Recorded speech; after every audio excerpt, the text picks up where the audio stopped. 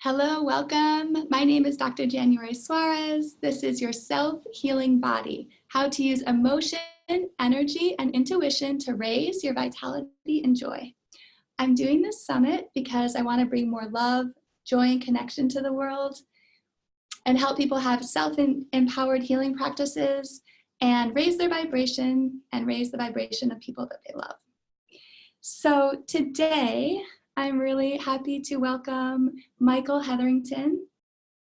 He's a very calming influence, and I'm inviting him specifically as an expert in EFT, Emotional Freedom Technique.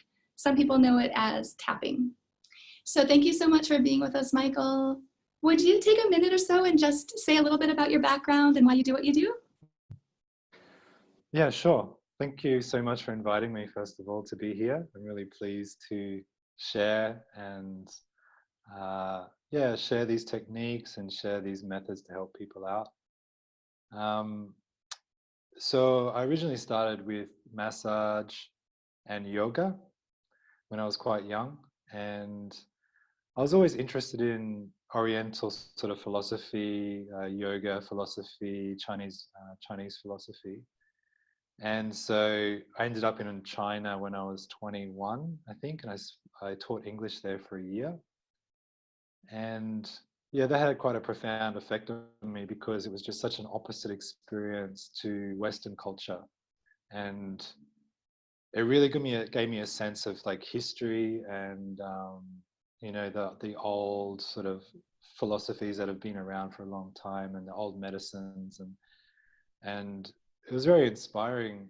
And when I came back to Australia, I started, it just seemed natural to start studying Chinese medicine, Chinese massage. And then a few years later, I started getting into like kinesiology, which is like muscle testing and which uses the energy system of the body as well, which is sort of mixed with science, that's an exciting thing as well to see, is that the modern day science is now starting to link up with these old ways of this, like the energy system and so forth. So yeah, Chinese medicine, and then I did acupuncture, and then a couple of years of clinical practice, and I was a yoga teacher as well, still am actually, but just not so often these days.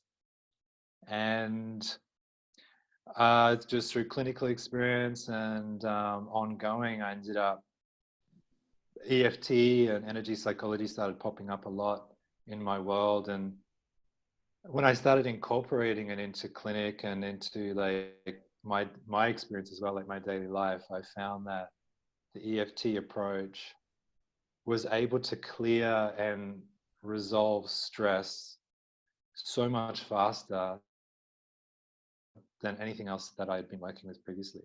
Yeah, so there was a few experiences where it just was like, wow, I feel a completely different person 10 minutes later after tapping and stuff. And I'm like, wow. So yeah, then I just decided to go straight for it. And in the last year, I've just been focusing solely on EFT, energy psychology, and helping people to use it themselves so that they can like start reducing these stress patterns that we've got. So that's kind of how I ended up in this situation at the moment.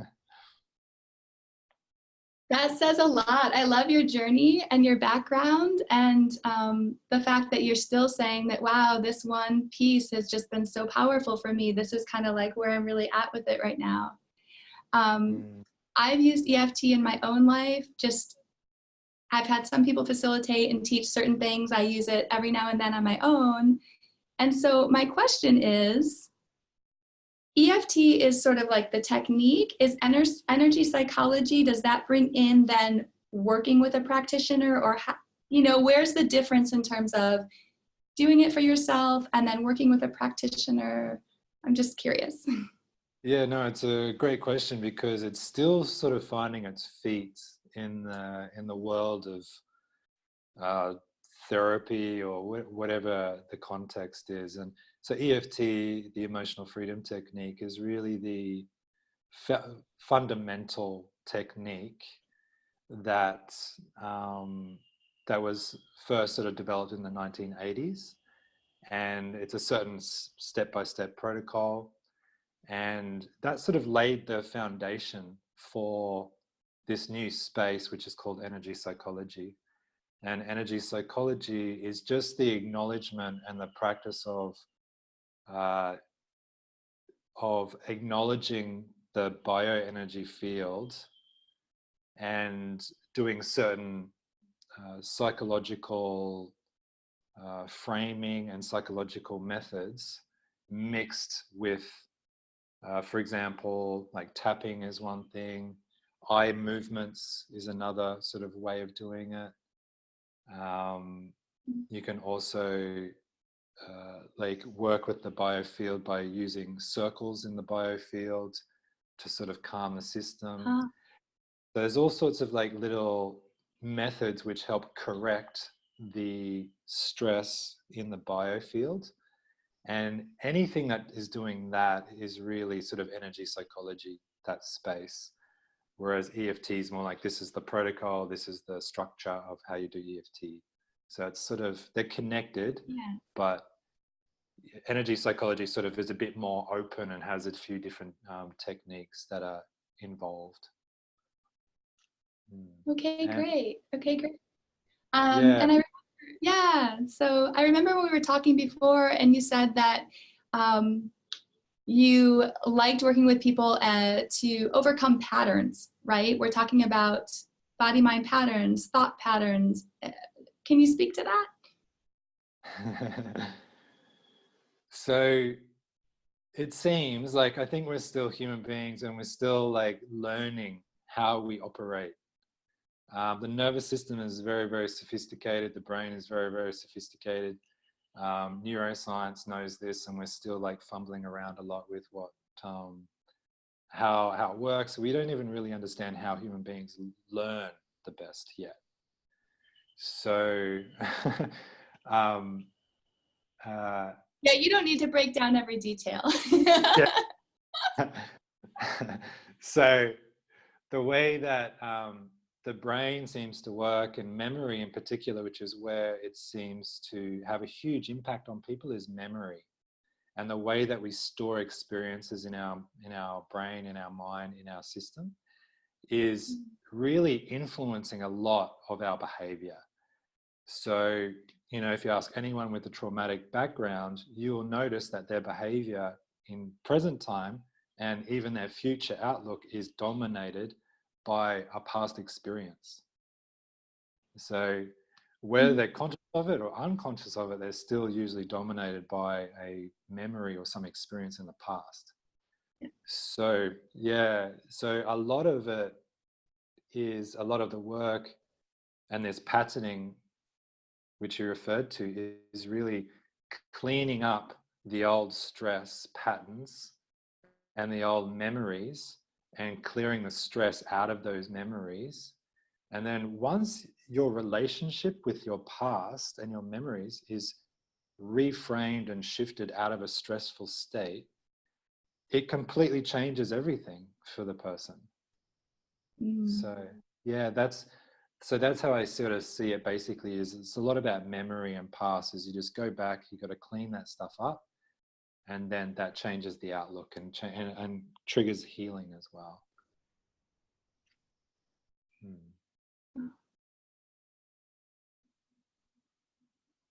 I think we're back. We had a moment there, internet connection. Yes. Oh, okay, I'm sorry. yeah.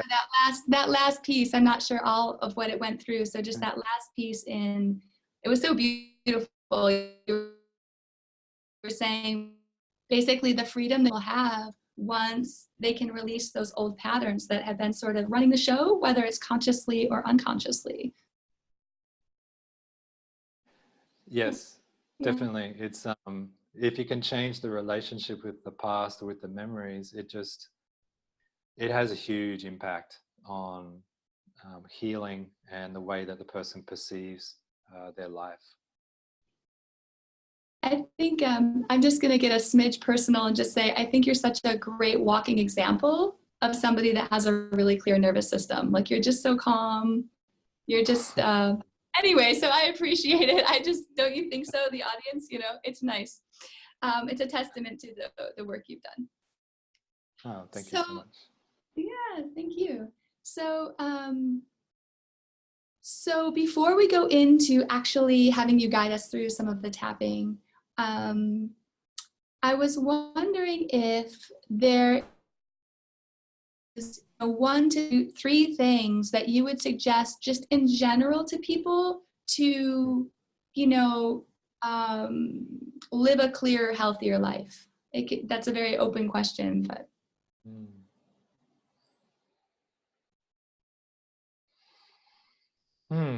That's a good question. Yeah.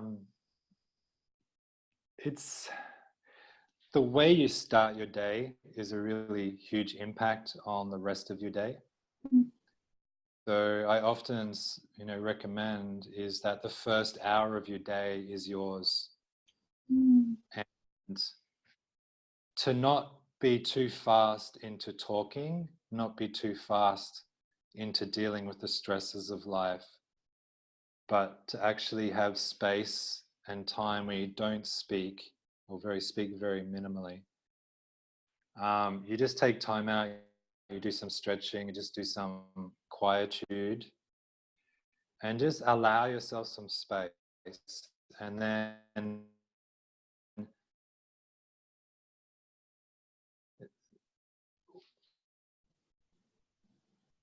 it's momentum to speak straight into life. Your stress owns the first hour of the day is yours. There's a huge benefit in just letting go in general.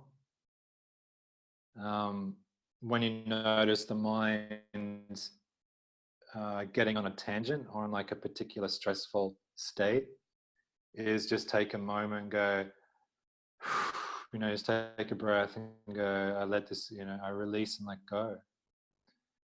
And it's kind of like you hand over that problem to something else that may be bigger than you, if you're into, higher spirit or God or whatever it is just practice letting it go and handing it over, and just because essentially it's more intelligent than you. And that's for sure. It's because we came out of it, so obviously it's more intelligent than us, because our ego, anyway, it's much more intelligent than our ego. Probably knows the way our nervous system works, right? Because it made the nervous system, yeah. Yes, exactly. Yeah. So there is an element of letting go, of just handing over stuff. And then the easiest one is exercise. I think exercise is a massive benefit, and I think exercise would potentially help most diseases. 70% of diseases, roughly, could be well treated with exercise alone, and not the other avenues that we know of. Yeah. Cool. Those are very practical, simple things that we can all do. Yeah, thank you. Thank you, Michael. Pleasure.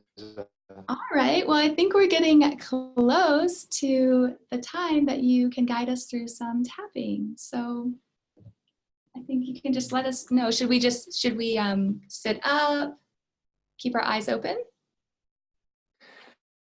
Yeah, so the first part of this practice is, I would suggest, because I wanted to focus on like self-doubt in our behavior. And if you can, you can even pause this video, go back if you want to catch up, or you can do it now, is basically think of 3 times in your past where you were rejected on some level.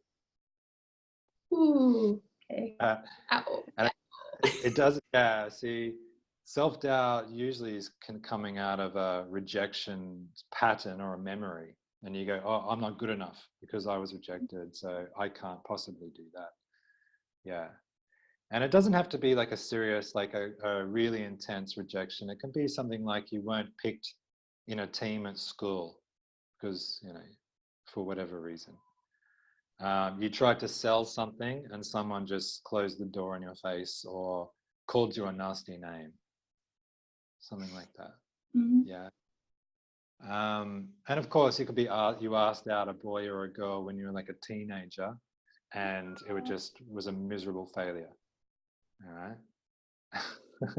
Right. So I think for sure, like the audience is probably getting an idea of some of those times. And like you said, if you want to just go back and pause the video, go back, rewind, and play it again so you can be up to speed.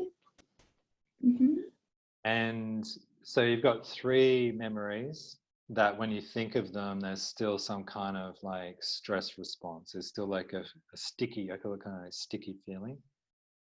And you want to put a number next to each one of those from a 1 to 10, 10 being maximum stickiness, maximum tension that you feel when you think of that. And 0 or 1 being absolutely no care in the world. You're almost laughing at it. It's no big deal. Yeah. Okay, so we're writing down 3 memories. Yeah. Well, I'm writing it down because I want to keep it down on paper.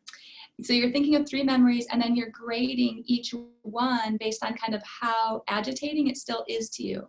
And you might notice it as a feeling, like a tension in your body or an agitation or something like that. Okay, so on 0 to 10, 10 is the highest, like the most agitated? Okay, and 0 is like so peaceful. Okay, cool.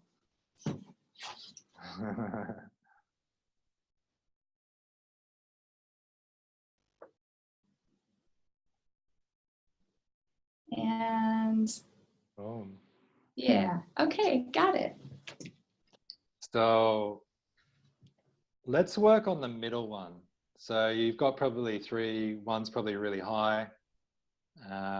So the really high one is probably best suited to like more one-on-one or when we've got more time, so we can really sort of dig it out a bit. Gotcha. So I don't want to open a can of worms and then not be able to. I was gonna say my highest was the second one, so I'm gonna go with the first. It's a more moderate one. Okay. Yeah. So find a moderate one on your list, okay.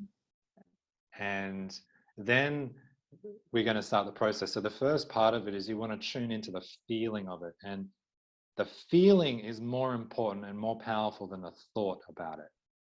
So this is an important distinction. When we think about something, often it's like it's a very superficial level of experience. It's the thinking aspect. But if you can tune into the feeling of it, you're way more in it, and it's way more inside your nervous system. It's all through your body. It's way more powerful. Feeling is more powerful than thought, generally. So closing the eyes, allow yourself to feel that discomfort, and remember the day that it happened. Like just getting a sense, can you remember the day when you woke up, or what the weather was like, where you were in a house or work, something like that. And then notice the actual experience. Maybe it was a conversation you had with someone, and notice the anxiety in your body, the stress. Good. So once you've got it and it's really there, you can feel it, then we start. This is a slight variation of EFT, but similar. So we've tuned into the feeling. Now start to bring 2 fingers up and tap on the inside of your eyebrow. That's it. So you can open your eyes if you need support to understand what's going on. But if you know this process, then you can keep your eyes closed. But allow the feeling there and just start tapping on the inside of the eyebrow. And then repeat these words after me. So all this fear. All this fear. All this anxiety. All this anxiety. Stress. Stress. Judgment. Judgment. Pain. Pain. Regret. Regret. Embarrassment. Embarrassment. Good. Onto the side of the eye now. So down just on the outside of the eyebrow where that bone is, if you tap on that. All this pain. All this pain, embarrassment, embarrassment, anxiety, anxiety, tension, tension, worry, worry, apprehension. apprehension. Good. Under the eye now. So directly under the eyeball on the cheekbone is the next point, and you just tap that. All this fear in my body, All this fear in my body, all this fear in my mind, all this fear in my mind, all this uncomfortableness. all this uncomfortableness. It's safe now to relax. It's safe now to relax. It's safe now to release this. It's safe now to release this. I release and let go. I release and let go. Good. Under the nose. Yeah, just here, tapping in there. You can curl the lip a little bit if you want. Up to you. So I release and let go. I release and let go. I allow myself to relax. I allow myself to relax. I allow myself to heal. I allow myself to heal. I find it easy to let go. I find it easy to let go. Good. Onto the chin. So in the center of the chin. Yeah. And just tap in there. I release and let go. I release and let go Of all this pain. of all this pain, All this embarrassment. all this embarrassment, All this criticism. all this criticism, All this judgment. all this judgment. It's time to let it go now. It's time to let it go now And move forward with my life. and move forward with my life. Good. And then onto the chest. So I like to spread my fingers a bit and I tap from under the collarbone. And I also allow it to move into the center where the sternum is. And I just sort of tap all around. You can use two hands if you want strong stimulation. It doesn't really matter as long as you're creating stimulation. That's good enough.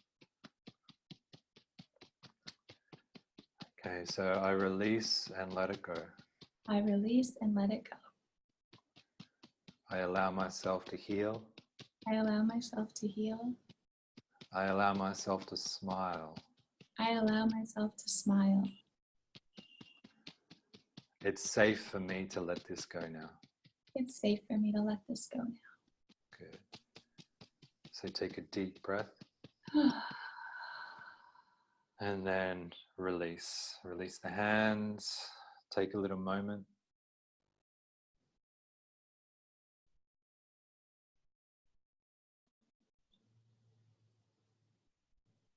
Good.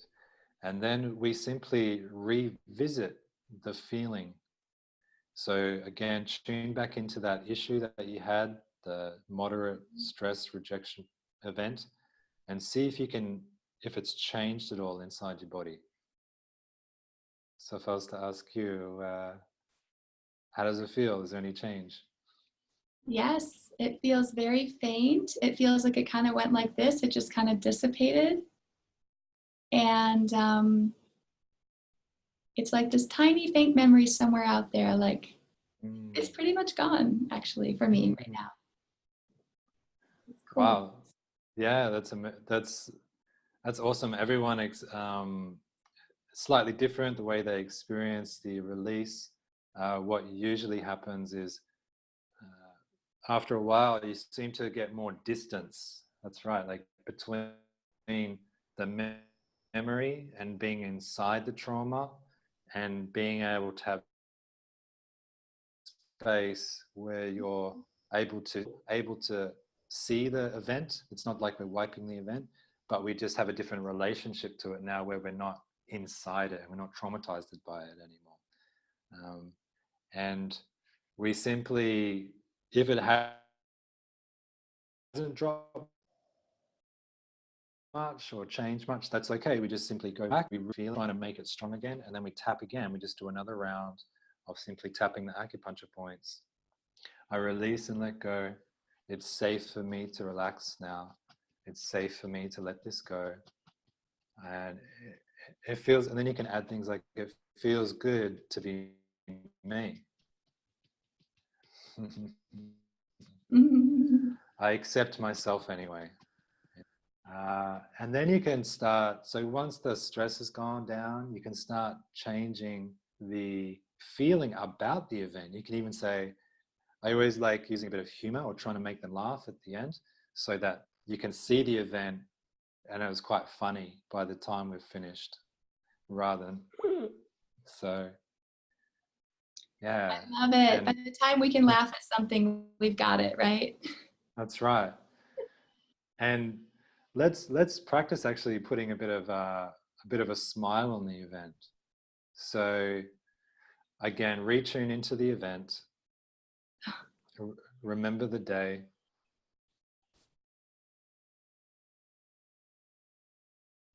See if you can bring up a bit of stress inside yourself. Notice where you feel it in your body. Yeah. So we'll tune back in. So come to the inside of the eyebrow and tap again. Any remaining stress.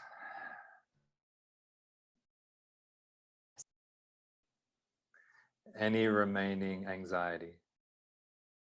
Any remaining anxiety. Any remaining fear.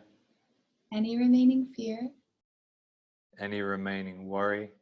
Any remaining worry. Any remaining guilt. Any remaining guilt. Any remaining embarrassment. Any remaining embarrassment. Good. On the side of the eye now. Side of the, yeah. I release and let it all go now. I release it and let it all go now. And even if there's a part of me. And even if there's a part of me. That doesn't want to let this go. That doesn't want to let this go. That's okay too. That's okay too. I accept this part of myself too. I accept this part of myself. I accept all the parts of myself. I accept all the parts of myself. Even the angry parts. Even the angry parts? Oh no. Good. Yeah, no, it's a good sign. If you yawn or burp, that's a good sign. Yeah. I just want to keep yawning. Oh. Even the embarrassed parts of myself. Even the embarrassed parts of myself. Even the anxious parts of myself. Even the anxious parts of myself. I accept all I accept those all parts of myself. All of those parts. And then under the eye. And I release and let go. And I release and let go. Of anything that may be blocking me. Of anything that may be blocking me. And I allow myself to relax. And I allow myself to relax. And I allow myself to heal. And I allow myself to heal. Good. Now I want you to go back into the memory while you tap, yep. And this time we can change the memory slightly. So this time notice the people in your, notice the people in your memory with a smile on their face. And And then put it, sorry for interrupting. No. Yeah. And then put a smile on your face inside this memory. And then notice the change in the feeling of this memory, and the interaction still happens, but there's more of a loving, joking, playfulness in the event. It's more playful now.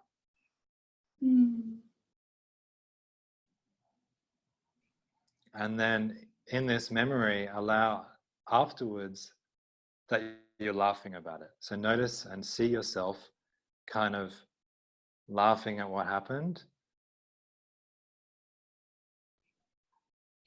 And then maybe even sharing it with a friend. So that night you maybe on the phone, or you see your friend after it and there's kind of like a big joke about it or something like that. And you're both laughing. Mm. Yeah, good. Mm. And then tap under the nose. So I allow myself to release and relax. I allow myself to release and relax. It feels good to smile. It feels good to smile. Good. Onto the chin. And I fully and deeply love and accept myself. And I fully and deeply love and accept myself. And all the parts of myself. And all the parts of myself. And then lastly on the chest, I fully and deeply love and accept myself. I fully and deeply love and accept myself. Deep breath. And release the hands, release the tapping. Oh.